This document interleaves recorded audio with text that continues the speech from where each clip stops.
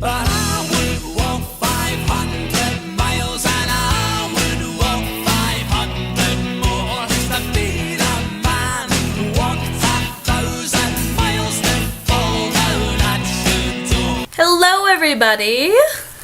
Hello, it is Kayla and Brianna. And we are here for our video blog round 2. We decided we want to do this every day. We're going to do it every couple of days just because we have pretty packed schedules. We usually get up really early in the morning and don't end till pretty late at night. Usually tired. Usually exhausted. But we're here now and we just wanted to share with you what we did yesterday, which was canoeing. Oh my gosh. Yeah. What an experience. Oh my goodness. I've never done something like that. The Mississippi River. Okay.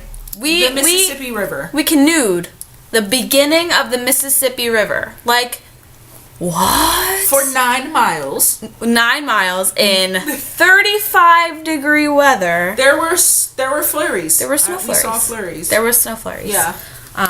Nobody was prepared. No one had gloves. Everyone was cold. Everyone was on the verge of hypothermia. Pretty much. But it was so beautiful. Once in a lifetime experience, I have to say. I've never done something like that. I've been canoeing like a couple times and I've been kayaking, and so is Brianna, but never anything to this difficulty level.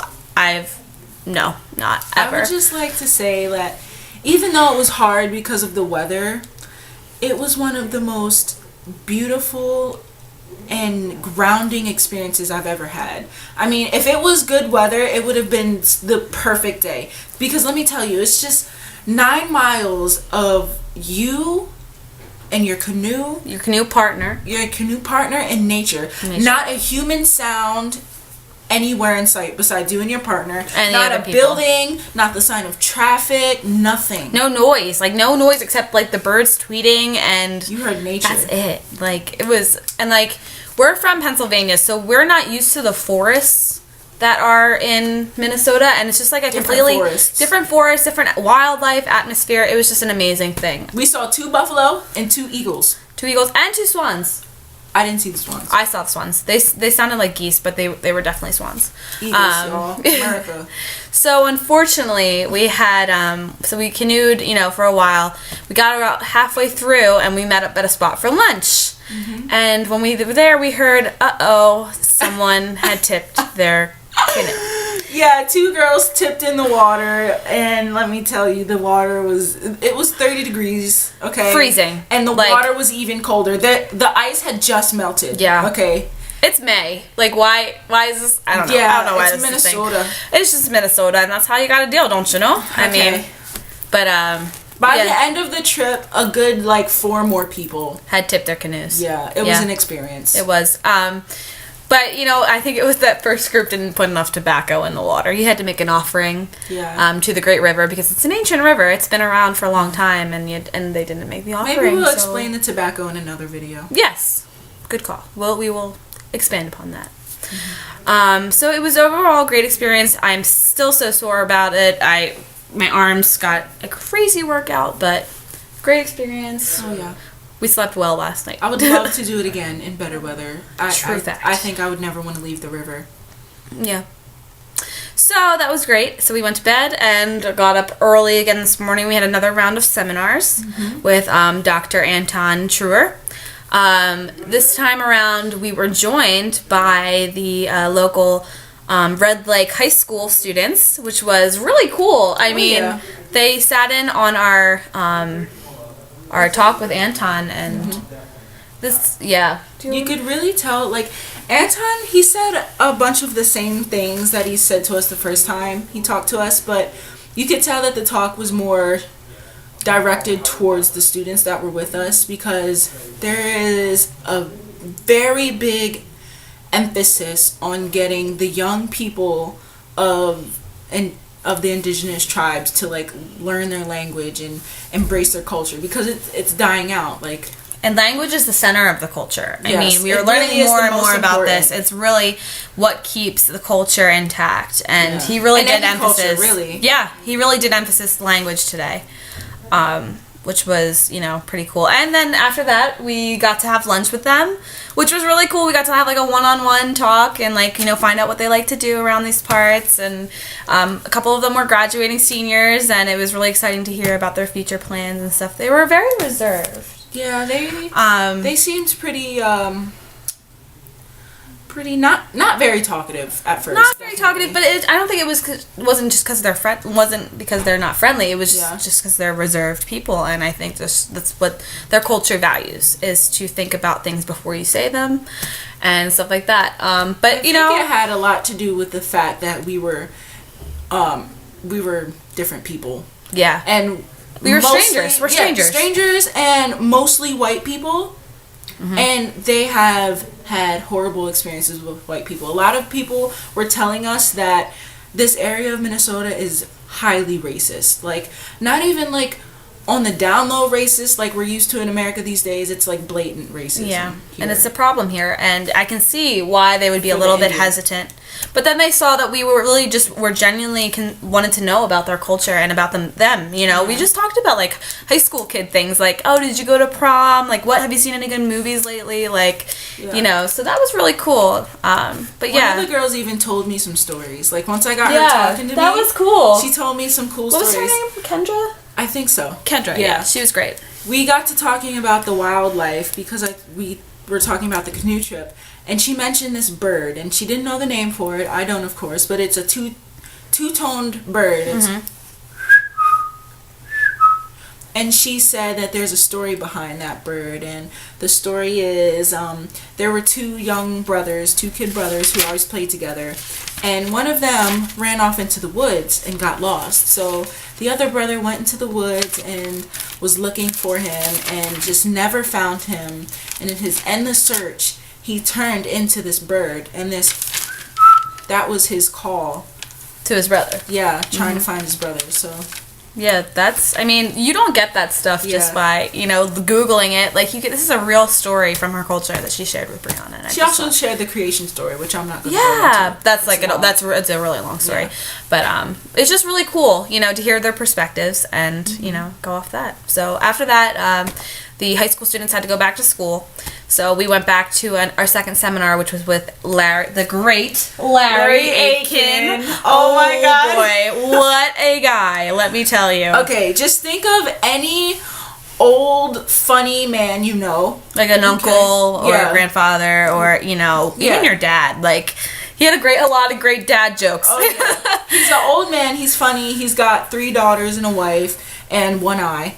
And 1 eye. Yep, he made that very clear. He made so many jokes about it. Yeah. He's hilarious. He had a great, outlook on it. But yeah, he was really cool. He's, an elder in the tribe, and he was, what I liked about him was, like, yes, he gave a talk about their culture, but he almost, he also made us think about ourselves during the talk. Like, I felt like that. I was, like, checking myself during his talk, too. He gave lots of life lessons. Like, I just was beyond belief at how wise he was. Like, I know a lot of people, they think of Indians and elders and chiefs, and they're like, oh yeah, they must be wise. But no, like, he really was. And we were learning. He talked to us from 1:30 till 5? To 5. 5 o'clock. I think to 5. Yeah. We had one little break. And everybody was enraptured. Like, everybody was we have these tables and chairs set up. Everybody even moved to get closer to him. Oh yeah. After our break, everybody moved their chairs in just to get closer, and he sat down with us a couple times. He engaged. He was engaged with us, and it was really cool. He had a lot of good quotes that I was just like scribbling down like the entire time. I really wanted to keep these thoughts about me. He went on a lot of tangents too. He went on one for like a good 20 minutes about sitting on the toilet. About guys sitting down on the toilet. Yes, just to show respect for women, because he's like, thank God I have 2 daughters, or 3 daughters, otherwise my bathroom would have been a mess if I had 3 sons. And we were like, yeah, we get it, and he was just, he has so much respect for women, and oh my God. In today's culture, it's kind of hard to see that, like a great respect, and consideration. Yeah. And it was just really cool to hear about that. And he told the story, and he was really getting people laughing. And He said one quote that my grandmother, my mom, had always told me growing up and passed down to me was just like, God will never give you something you can't handle. And then he said, he also added on to it, he said, if you lose something, you will have it replaced, no matter what it is. So, like, you may lose someone in your life, but, you know, someone new will come into your life and, you know, be there for a reason. And, you know, I just really resonated with me. So that's some great life advice. Yeah, and something that goes on, it's quote time. It's quote time. Sorry, guys, something but that goes along with that, he was talking about struggle and the problems and issues people will face inevitably in their life. And he said, everyone will struggle. The color of your character is how you beat that struggle. Yep. I bolded that in too? my notes. Yeah. Yep, right there. Do you see it? It's bolded. Yep, that was another great quote. I think I tweeted it earlier, but Twitter. he was just full of great quotes. I mean, I'm probably gonna, you know, just keep these forever because, you know, they're just great life advice. What else did he say? He was talking about along with the respect to women, he had this quote, there's not a person here that didn't come from a woman and not one that won't return to one, Mother Earth. I was gonna say that on next. Yeah, I'm sorry. It's okay. I got more. We got more. We're good. Yeah. So that was. I was just like, yeah, that's right. Come from women, go to women. Respect for women. The respect for women was just it was just like such a breath of fresh air. Not just because we're women. No, I mean that helps too. It does, but man, so different. And I think everyone would be happier if we showed more respect to the people who lack it today. Yep. So, on to the next. Brianna's next quote. Oh, there was also a time that he was talking about fathers. This was in the beginning. Yes, in the very beginning, he did. I really he did liked talk what about he said. fathers. He was telling stories about his daughters, and every time he was like saying what his daughters would say, he'd say, "Father," and then ask the question. And he emphasized that my daughters call me father, not dad or not daddy, because I'm a father to them. A father will protect you emotionally, physically, spiritually, and will support and provide for you financially and in every other way. That is a father, and anything less than that is a dad. And I was like, what? Yep. Wow. Yep. Like, wow. Take notes, men. Yeah, take notes. This is a great father, a great husband, a great community member. I just had so much respect for him after he said that line. I'm just going to say it one more time. Okay. His father will protect you emotionally, physically, and spiritually, and will support and provide for you. Yep. Just let that resonate. Yeah. But anyway, Larry Aitken was a great guy. I kind of really want to see him again. I hope we do see him again before this trip ends. Maybe we'll go out the drum ceremony. Maybe at the drum ceremony. But he also talked to us about the spirit world, which was like something that we weren't quite sure of. We didn't talk too much about the spirit world in our class. Yeah. So he really went, there's 4 levels of the spirit world, or not the spirit world, but like the worlds. There's the creator's world, the spirit world, the sun and the moon, and then the life as we know it on earth. Mm-hmm. He talked about how people are created and how life is. There's 3 things you need to have in order to have life. 1 is spirit, 2 is heartbeat, 3 is mental capacity. So basically, it's spirit, body, mind. Now, everybody you hear on commercials and stuff, you hear body, mind, and spirit. It's actually the reverse order. Spirit comes first in the Ojibwe culture. Mm-hmm. So yeah. And you gotta feed that. And he listed prayer, meditation, and developing self-concepts as the way to grow your spirit. Mm-hmm. Yeah. I just thought that was really cool. I'm gonna look more into that. We're gonna ponder on that a little bit more.